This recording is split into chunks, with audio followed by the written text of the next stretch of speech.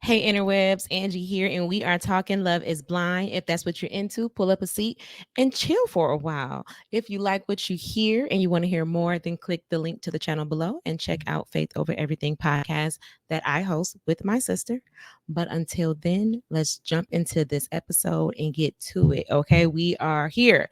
We are finally at episode 12, which is the finale of Love is Blind season 7. So, episode 12 is called Leap of Faith. We are picking back up with Ramses and Marissa. So when we left off in episode 11, Ramses was kind of having second thoughts, and he's kind of telling Marissa how he feels. Ramses apparently has spoken. Now I don't know why he worded it this way, because he said I spoke to my niece's mother, some lady named Ladalis, and his brother. So I was like, is that his brother's wife? Like, was that his sister-in-law? Or was it somebody else? I don't know, because I just didn't like the way that he said my niece's mother. When he could have just said my sister-in-law, or maybe they're not together, maybe they're not married. I don't know. Either way, that's who he spoke to. He spoke to his niece's mother and his brother. I'm gonna assume they're a couple. Let's just go that route. For this video purpose only, we're gonna assume that's his brother and his brother's wife. But he spoke to them. And they ended up speaking about his previous marriage. And now he is scared that he is going to hurt Marissa. After talking to other married people, he's not sure that love is enough to sustain the marriage. Apparently, before talking to his people, he didn't realize how much pain he put his ex-wife in. I guess with their divorce, he just basically, through this conversation, he realized he hurt her more than he thought or more than he knew, and he doesn't want to do that to Marissa. He says that there are certain things that you can't get around, within your relationship, and when being with your spouse, if the day to day doesn't work well, then it'll grind down a relationship over time. It's not going to work out if we can't even spend our normal days together. Marissa's telling him that there's more than love that they have here, because he was saying, he doesn't know if love is enough, and she's like, yeah, we have more than love. It's more than love that's here. He brings out good characteristics in her, she brings out good characteristics in him, and she just doesn't understand what's going on. Ramses says that he has always followed his emotions and his feelings, and his feelings are telling him to move forward with this process. But in the past, him listening to his feelings or following his feelings has led him to make the wrong decision, and he just doesn't want to do that again. He said he wouldn't do it again. He wouldn't just listen to his feelings, and he wants to be more logical with his decisions. Marissa asked, like, do you keep saying that he said something about making a mistake, and she was like, you're not making a mistake. Do you think you're making a mistake? And he was like, well, up until this point, he didn't think so. But after having these conversations with other people, he now sees that there have been moments that he has brushed aside and that he didn't give priority to, because those moments, those things that he brushed aside are important, but he didn't focus on those. He has been neglecting those issues. And now he's realized, I guess, after these conversations, how important some of these things are. Marissa's like, well, what things have you brushed under the rug? And he's like, your energy, my energy, like living and coexisting in the space, like in the same space, like is the issue based off of their energies. He questions if her energy is too much for him. He tells her in Cabo, her energy was great, but now that they're in real life, real everyday life, with everything that comes with that, going to work, bringing home those things, bringing back home your everyday life stressors, it's just a lot going on. And he feels like he does not have a moment for himself. This man tells her, it's not you, it's me. I said, oh no, that's like the worst. Don't tell me that. Like, listen, this scene, it was very triggering. I feel like, I don't know if it's just women. I'm a woman, she's a woman, so I could definitely relate to like the confusion in this scene, because you think you're with somebody, you think you guys are great, and now all of a sudden they're like, no, it's not working, but it's not you, it's me. Sir, save it. So she's like, you told me that you love me for who I am, but now you're saying that my energy is too much for me.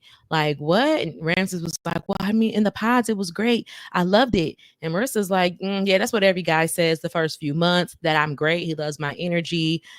basically like, save it all. I heard it all before. I've heard it all before. That's what she said. She's like, your energy is different from mine, but that's not a negative. Like, I could see our lives together. Like, why can't you?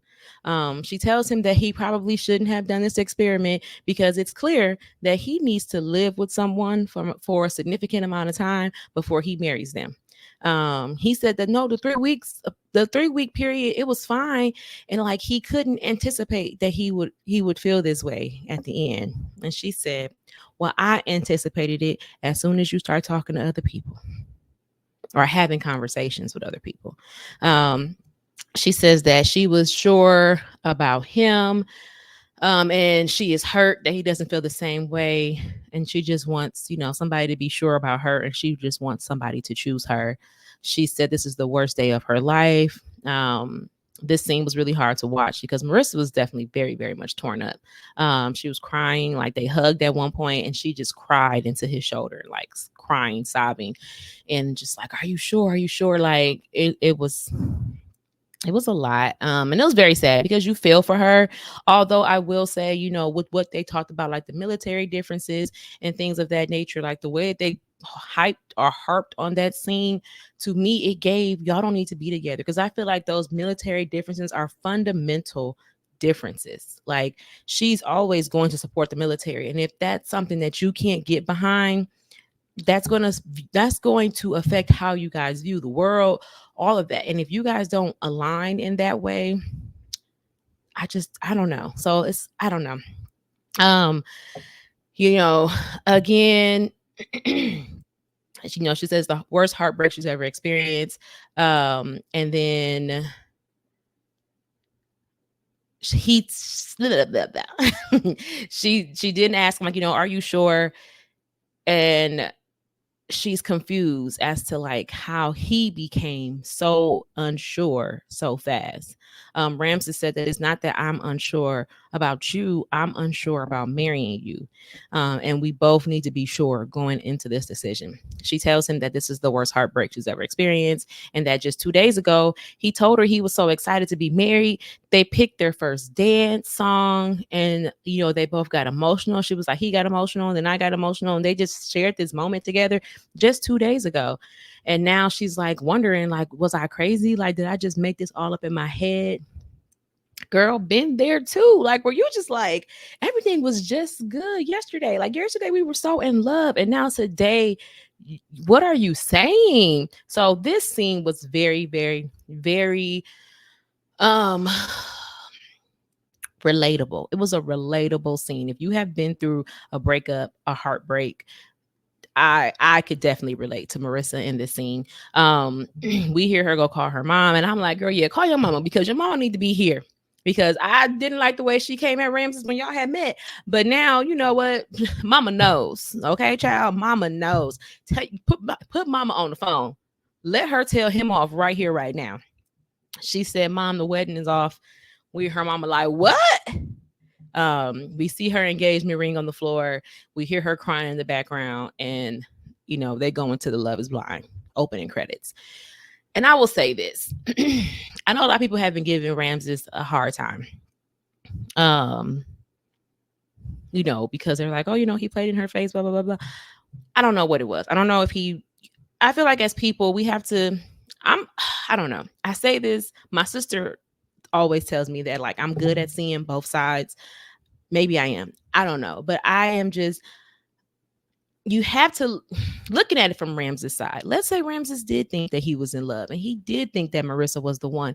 And then I will say this: sometimes talking to your family and talking to your friends does open your eyes to things that you haven't thought. I know people who may have been in a relationship that they shouldn't have been in, and you, as their loved ones, you tell them, and they may love that person down, and you tell them like, there's something about this person that I see that you don't see. I had a boyfriend many, many moons ago, and my sister-in-law at the time, she was like, I don't like him, he not good for you. My brother, he told me, like, now mind you, I don't see anything that they are telling me. Like, this is my boyfriend, like, what you talking about? My brother, my best friend, And he's like, Dad, he dirty. You shouldn't be with him. But of course, I'm not gonna. I do believe that you shouldn't go with what you have to let people show you themselves. But I don't think there's not always wrong in what your loved ones are telling you. And it sounds like Ramses' loved ones were just like, hey, take a step back. Look at your relationship. Is this really what you want? Because he probably was telling them the same thing that we saw. There's fundamental differences. And like he said, he was brushing stuff under the rug. And it sucks that he took it this far. But I would rather him tell her now before they either got to the altar and you get left at the altar or get told no at the altar. Nobody wants that. Or they get married and then he's like, yeah, this isn't what. And now you got to go through all them extra steps of getting divorced. And who wants to do all of that when it could have just been a clean break? A little heartbreak. You sad, you mad at me. It is what it is. But that's all it is to it. It's just this heartbreak. So again, it is unfortunate the way it happened, but I think Ramses handled it the best way that he could, in terms of saving her the added stress of her family coming out, being at the altar. And even if he did do that for himself because he didn't want her mama to cuss him out at the altar, that's fine too. I did you, me, and your mama a favor. So again, I could relate to it. It wasn't right. It hurt her feelings. It hurt to see her hurt that way.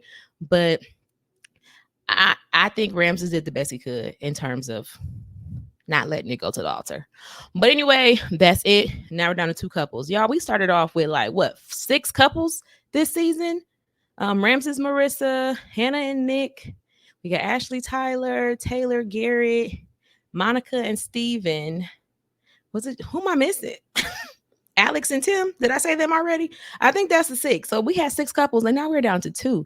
Alex and Tim out of here, Ramses and Marissa, Steven and Monica, and Nick and Hannah. So yeah, we had 6 couples, and they all gone. Now we are only down to the 2 couples. Okay. So the next few scenes, nothing spectacular. We go to the bachelor party. They are having they're at the Washington Wizards game. They gave them a suite. They invited their guy friends. They had a good time.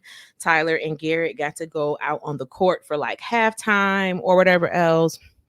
Nice bachelor party.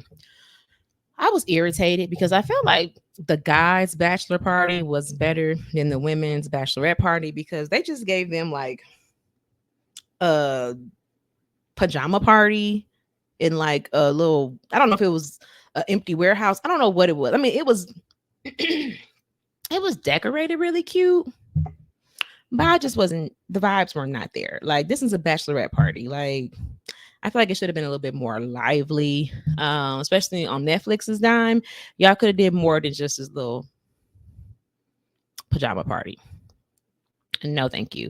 Y'all could have got them like a rooftop. If they would have like a rooftop, I mean, I don't know what the weather was there, but it could have been an enclosed rooftop. Like, that would have been nicer to me. Little small plates, tapas, some drinks, music.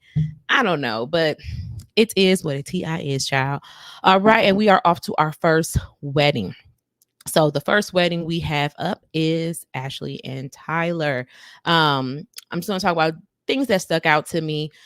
So, they're getting ready. Each of them individually is getting ready. One of Tyler's friends is saying that he can't believe that Tyler is getting married and that he's used to Gangsta Ty, who said, F love, I ain't getting married. Okay. Now I will say dudes do be fronting with their friends, so I'm not gonna take that too seriously. One of his other friends asked him, what do they have planned after the wedding? And he was like, we going to the baby making station.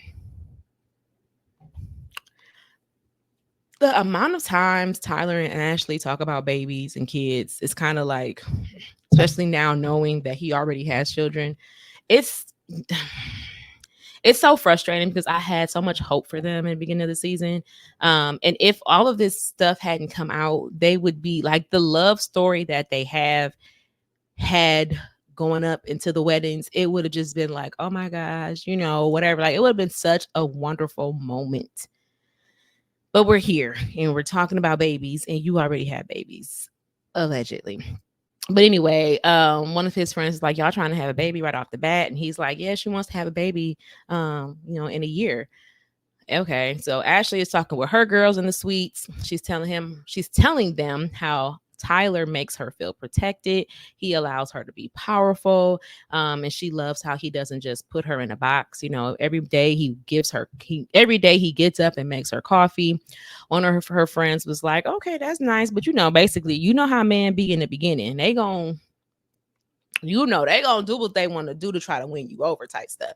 Ashley's like, yeah, but I think that Tyler, he just does it because he wants to. I don't have to ask him to do anything. He just does these things for me, and I know that these habits won't continue. They won't continue once they have kids, but she genuinely feels like he's just a lover. They talk about her saying yes at the altar, and she said that the only way she would not say yes is if something catastrophic happened before or while she was walking down the aisle. Like if she was looking at Tyler and there was a certain look on his face, then that's the only thing that would keep her from marrying him. But her intuition has been insane.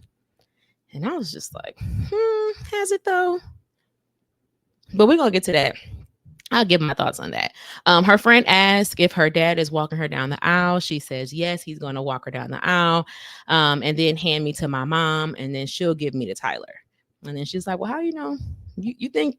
How you feel about that? Your daddy feel about that?" And she was like, "Well, he just lucky to be here. Like you lucky to be here, brother. We have a good relationship now, but my mom did all the heavy lifting."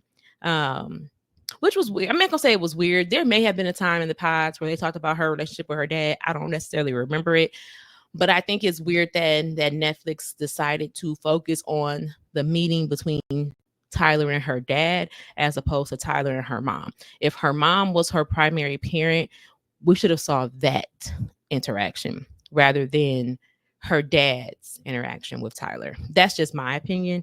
I feel like her mom's response to him would have been more important for us to see, because the way she's talking about her dad in the scene is very much giving like his opinion probably wouldn't matter as much.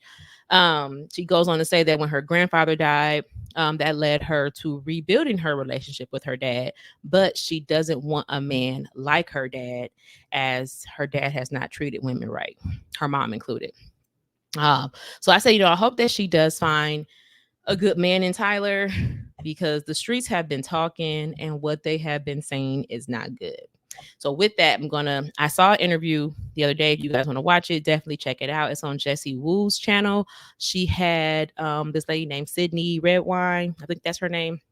Anyway, they did a deep dive on Tyler, basically background check, stuff like that. Things that I feel like the Love is Blind producer should be doing on these men.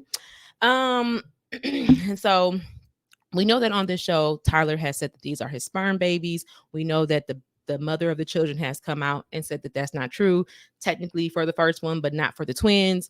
The wife of the baby mom has come out and said, yeah, they were trying to have that first baby together and that first baby was theirs. But, then the twins were conceived between Tyler and the mom outside of a situation with donors and all of that.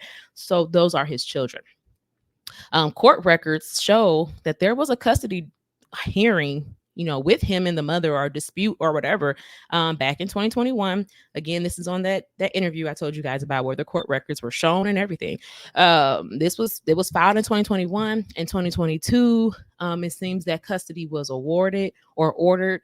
I'm assuming it was some kind of joint order. And now allegedly,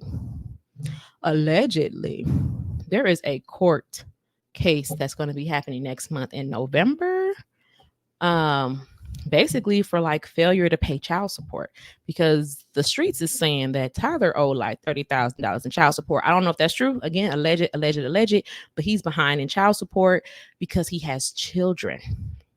They also say that he has several evictions, 7 evictions to be accurate, and that his last eviction happened in August of 2023. And then filming for Love is Blind happened in September of 2023. So it sounds like he may have been homeless before he went on the show. Again, this is all alleged. I do not know. However, That's crazy. If it is true, like that's crazy that you got 3 kids, you homeless, you got these evictions on your record, and you thought you was ready to be a husband. He owed women money. Allegedly, there is a court case that shows this woman has sued him because he owed her like $8,000. Y'all, it's a lot. This is all alleged, though. This is all alleged, but it's a lot. Now, in regards to Ashley, I want to give her grace. However, this is my opinion and my opinion only. If I was dating a man and he told me that he had children with a friend, I don't see why she wouldn't ask to meet said friend. Now it'd be different if you're like, oh, I answered a Craigslist.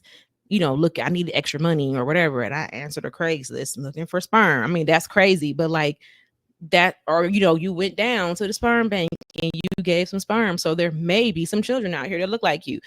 But to tell me that you had a, because on top of that, in order to give your sperm, these got to be some good friends that you felt compelled to help them do this. So now you're telling me 2 weeks from our wedding that we're about to get married and you have children out here, 3 of them that you helped make with your friends or that you gave your sperm to your friends. I would think that it would be within her due diligence to then be like, okay, she ain't got to meet the kids, but let me meet your friends because I want to have a conversation with them because you got to fact check. In the world we live in, you need to fact check. Outside of that, and y'all let me know in the comments, I feel like there's always one friend in the group who is the private detective.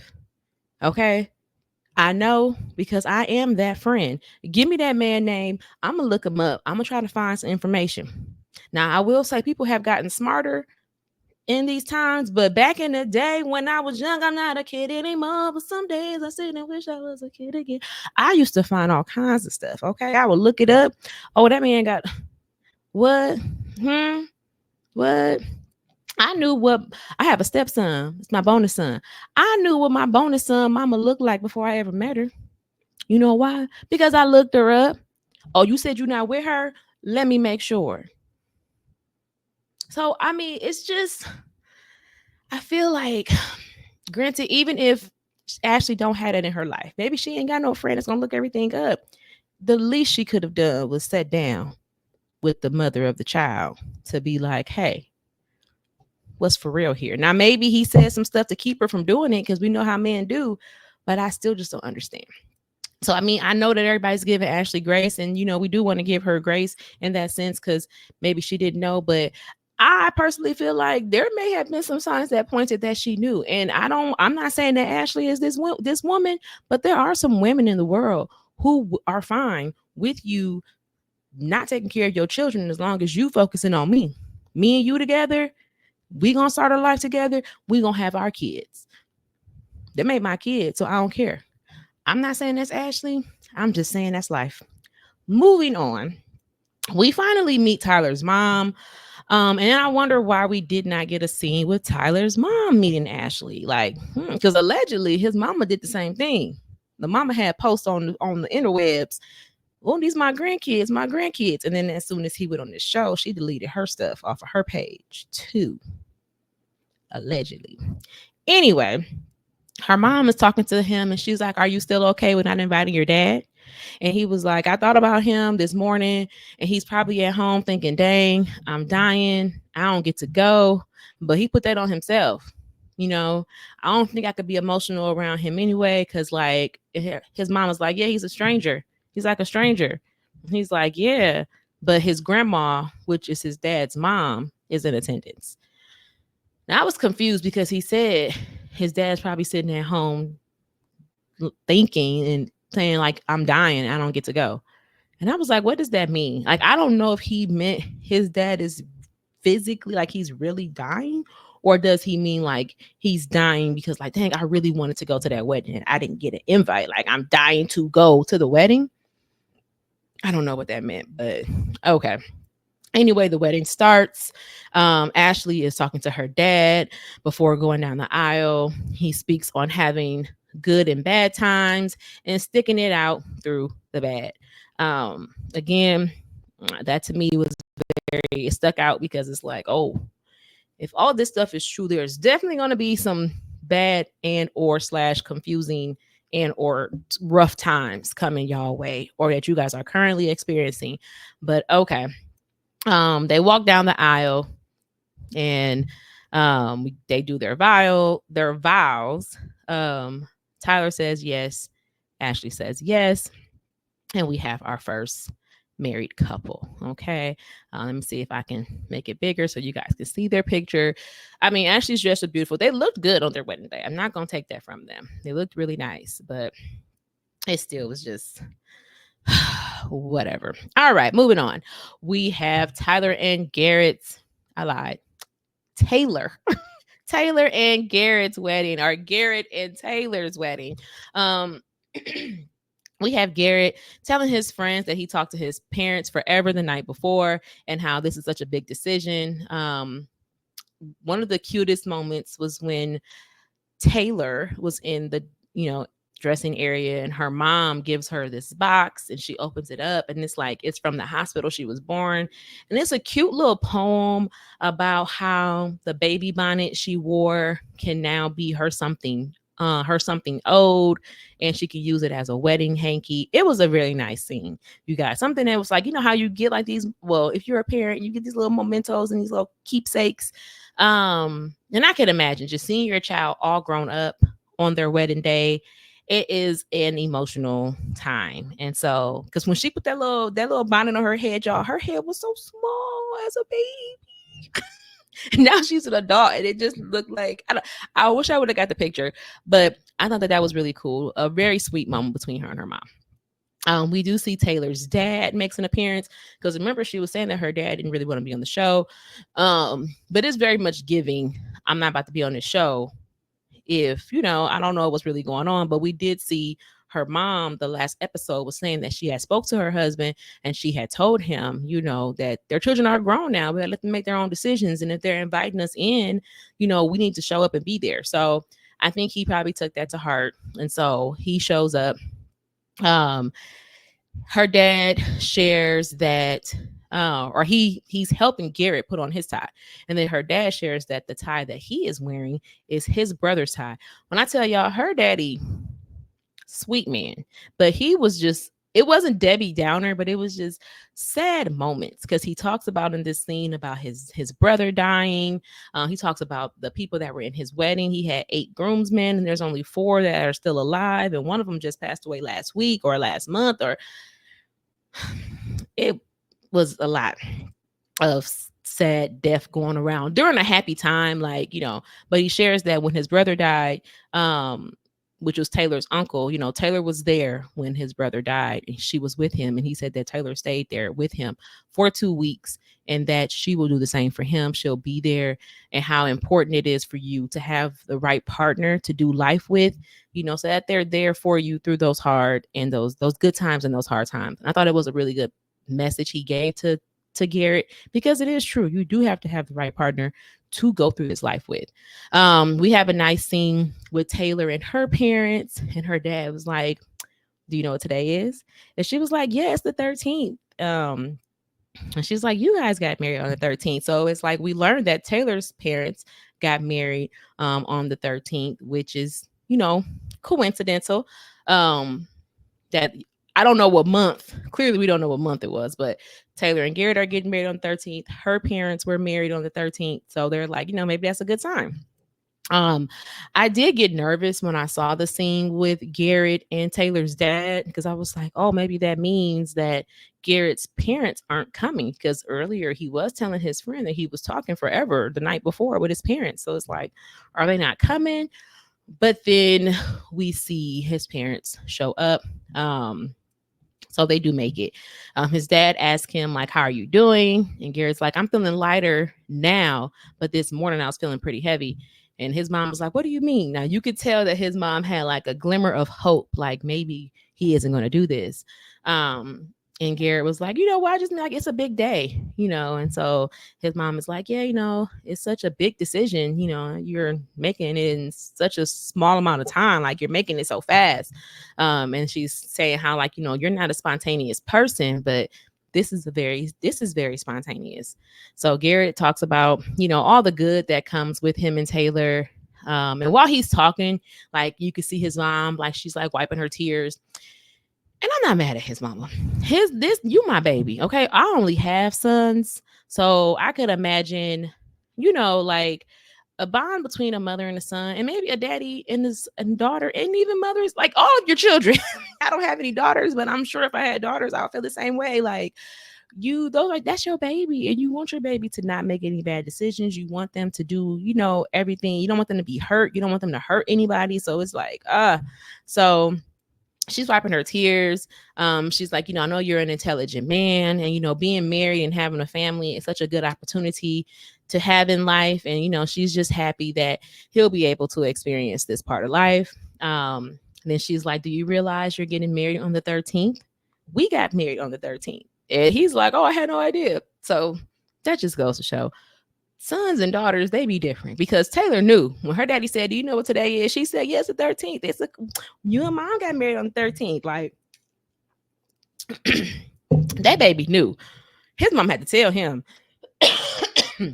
excuse me, like, we got married on the 13th. He did say, that's good to know now, because I won't, like, basically he won't forget it now because it's the same numerical date as his.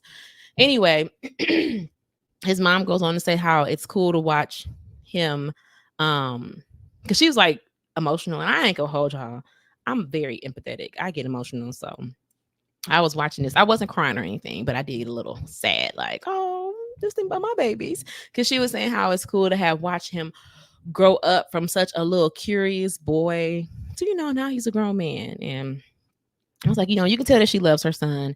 And she tells him that, as his parents, they will always be there to support him 1000%. So then the wedding starts, and Taylor's dad walks her down the aisle. Of course, they get to the aisle, or they get to the end of the aisle. They exchange vows. Garrett says yes. Taylor says yes. So that's it. We made it to the end. There were 2 couples that made it to the aisle, or to the wedding, and both couples have gotten married. So congratulations. And the reunion is next week, Wednesday. I did get a hold. Actually, I'm sorry. Before we do that, let's look. We got to look at the wedding. Okay. We got our married couple, our happy little couple, Garrett and Taylor. Beautiful, beautiful, beautiful. So then next week we do have the reunion. I do have pictures of the reunion looks. You guys tell me what you think. We are going to start off with Mr. Leo. We're going to start with the longer they left to the end. So we start off with Leo. This is his reunion look. Okay. Not horrible. Nothing negative for me to say. I mean, it's Leo, so whatever. Then we have Miss Brittany. I mean, it's a cute look for Brittany. I mean, it's Brittany. But she looks good. She looks cute. We have Steven, my Nigerian brother. Okay, my Nigerian cousin. All right, there goes Steven. He looks good to me. I mean, he doesn't, he looks happy. I mean, I hope that they don't. I mean, I don't know. I'm not gonna say I don't want them to go in on him, but I don't know. We're gonna see what happens on this reunion. We have Monica. Oh, Monica. She's stocking and hocking and jocking, and she follow ya. Oh, Monica. All right. I haven't sung that song in so many times, so many episodes, because she ain't been here. But Monica. Oh, Monica. Okay, I think that's a cute look for her. She reminds me of Joan from Girlfriends. So bad, y'all. So bad. We have Tim. Okay, there goes Tim. He doesn't look bad. I mean, so far I haven't seen anything that's like, oh no, but y'all just wait.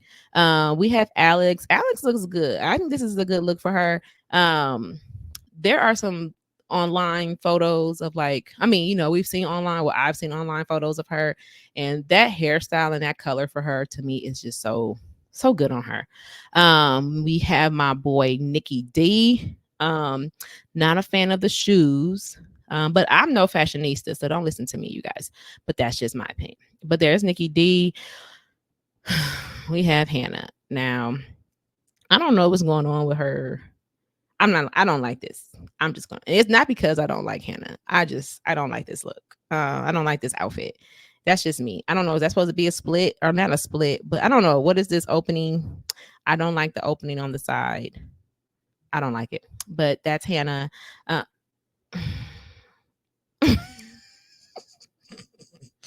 I don't know what's going on with Ramses, y'all. It's too busy. It's doing too much for me. Okay. It is doing way too much for me. I don't know why he did this. But it's doing too much. Marissa, I am an easy, breezy, casual, simple girl. And I think this is cute. This is my favorite look so far is Marissa. This is nice. I like this. And it fits her very well. So I think Marissa looks great. Tyler, okay. You know, again, he's the guys outside of Ramses. I think the guys, you know, in Nick's shoes, they look decent. Um, Ashley, Ashley's always cute. She's always I think the accessories is accessorizing too much. I think those earrings, maybe it's the pose. It probably is really cute together, but for me, I think the earrings are not doing what they're supposed to be doing in this photo for me. Garrett, not a fan of this look. Again, I am no fashionista, but I'm not a fan of this look at all. And lastly, we have Taylor. This is cute on her. I don't like the shiny look, but that's just me. But yes, Taylor is doing what Taylor is going to do. Okay, y'all, and that's it. I hope you guys enjoyed this follow up on the finale. We'll probably get into the reunion. From what I heard, I don't think I'm gonna like it too much. From what I heard, I'm like, y'all need to get new hosts. Because I heard that the reunion is not going to give what it's supposed to give. They're not asking the right questions. They're not grilling the right people. That's just what the streets is saying. Okay, but whatever. We'll talk about it when we get there. Leave your comments below. Let me know what you thought of my thoughts. Do you agree with me? Do you not agree with me? Let me know what you thought about the reunion looks. What's going on with that? And in the meantime, check out our Faith Over Everything podcast. We got a new episode that just dropped yesterday in regards to social media and asking, did you have to post it though? Okay, check that out, and I will check you guys out next time. Ta-ta.